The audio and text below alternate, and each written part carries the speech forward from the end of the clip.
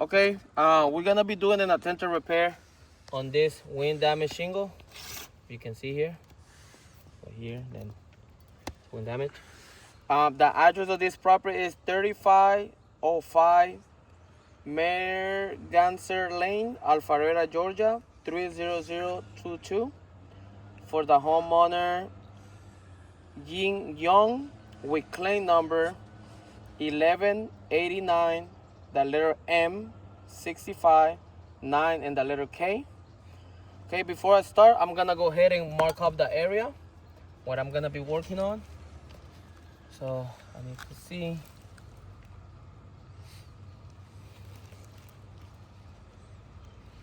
Okay, so it starts from here, running this way. So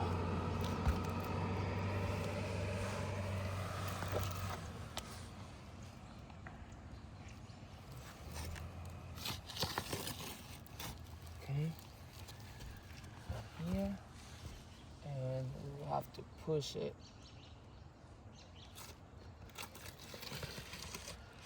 a little here. Okay, so I'm gonna go ahead and snap a picture before I start, just for you guys record of how everything is right now, and I'm gonna do one after when I'm done. So I'm gonna be using the spatula to break the seal.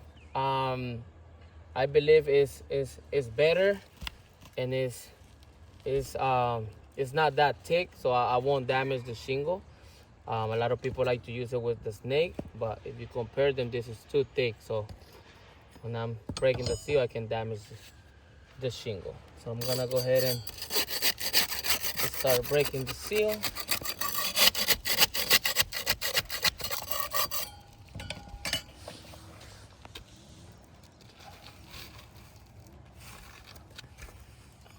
We're looking at, see right here, we have some mat transfer, but this case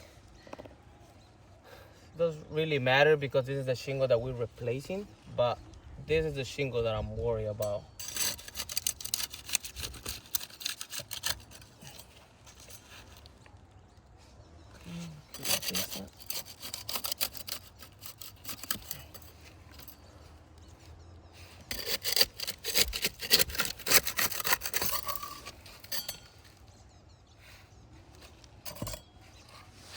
Okay, we have a little bit of mat transfer here. See it?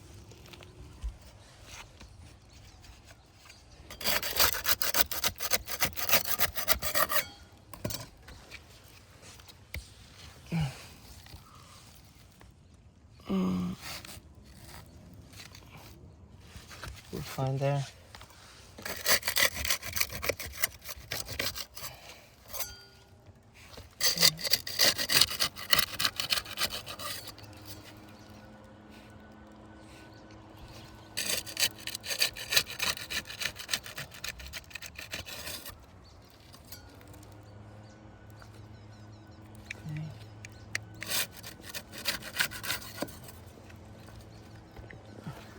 All right, so we already broke the seal.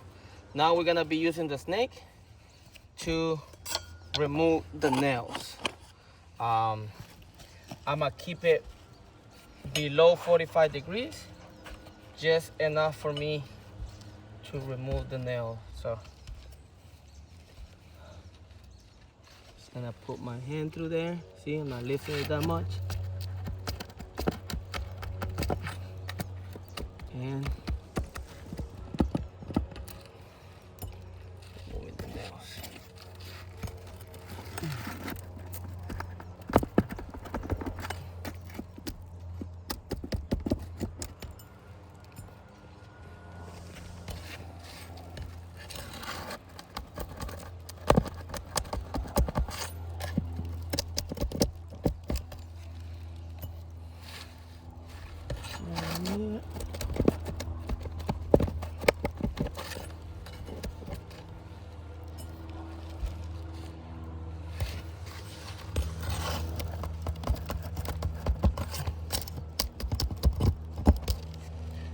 Be as gentle as I can.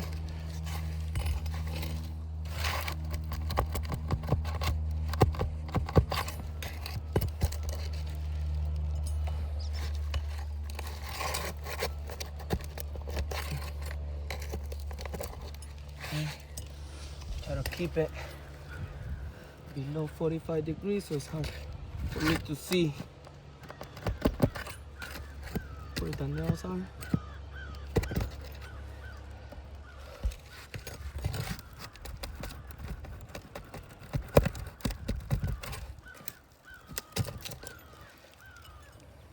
You can see it's starting to get granulars.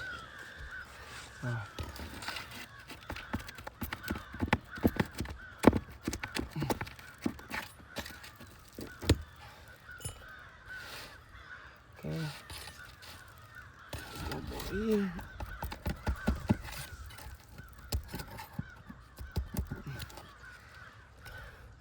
Okay.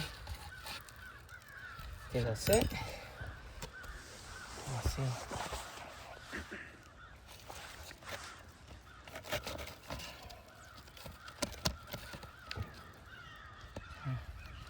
We have another one here.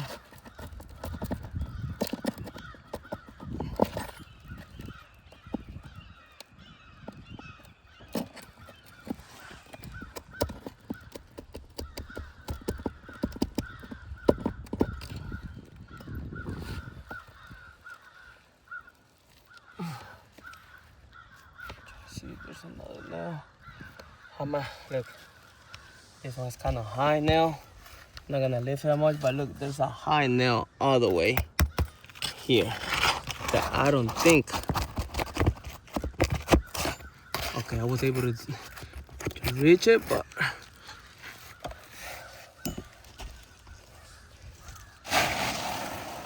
okay, you can see we have the shingle out. I'm gonna snap one picture of the area.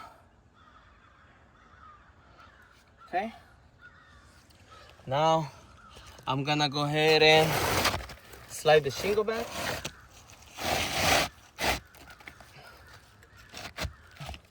Okay, we have the shingle back. Now I'm gonna use the snake to nail everything back. I don't really like to use it, just the fact that look, it has this movement. So when I'm putting the nail in, sometimes they move and they bend, but this is the tool that you guys recommend. Once again, not lifting the shingle more than 45 degrees, just enough for me to put the nail.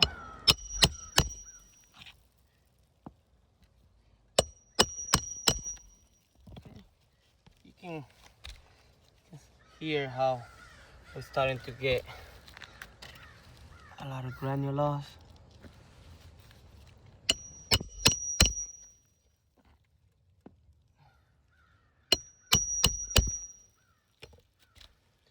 Yep. Get a lot of granulars. And one thing that I would like you guys to keep in mind when we're doing all these repairs, we're gonna be using nail guns, which is 2 times more stronger than this. So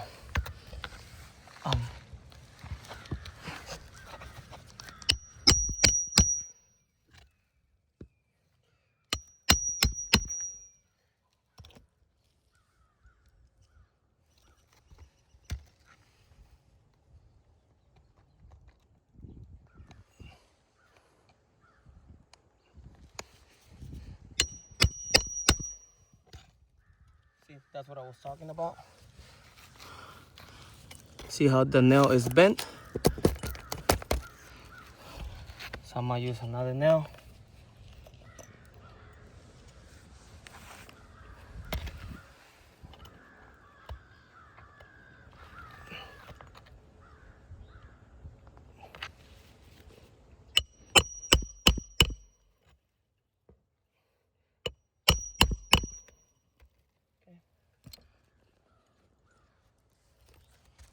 See right here where he's pointing?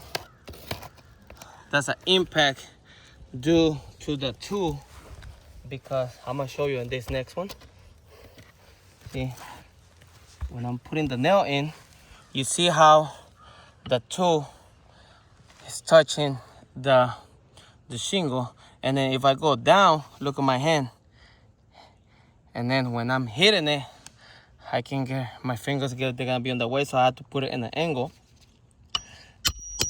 in order to go in. So now you see it creates that little impact, but if you look in here, the nail is not still all the way in, so that's why I need to use this flat part again to go in. But look how the tool is sitting. So that one's in already, but did create impact in there. That's why I don't recommend to use the snake. It's not, but this is the tool that you guys recommend. Okay, so we have everything back. As you can see, let me put everything here. I'm gonna go ahead and do a control area. So I'm just gonna do it here. This will be my control. My control area. And pretty much what I'm gonna do, I'm just gonna rub my hand to this area that I didn't touch.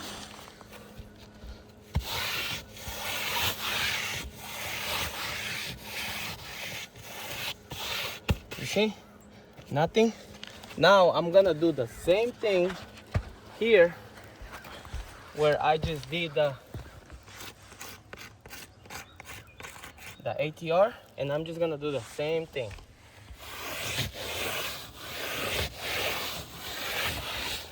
And look how much granules we got. So now I do wanna document this. If you can get close, look how much granule we have here on my pitch hopper sitting in there. Look, I'm just gonna move it a little bit. Look, all the granules we have in there. So it's a lot of granules. So this is the shingle that we were repairing. Okay, definitely we're starting to get a crease on this shingle. Okay, we're starting to get a crease on this shingle. We're starting to get a crease in here, look, on this shingle. And we're starting to get a crease on this shingle.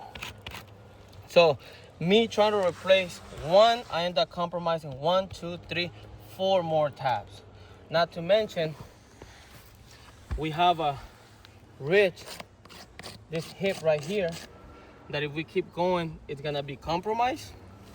If we go here, look, we have a wind damage here, which there's a valley here, and it's gonna compromise this valley as well. And we have another wind damage here that is gonna end up compromising this, because we have to move, we have to go overlapping. So there's a lot of factors here. Look, we have another wind damage here on this one, which is gonna compromise a lot of components. So we do have significant amount of wind damage on this roof.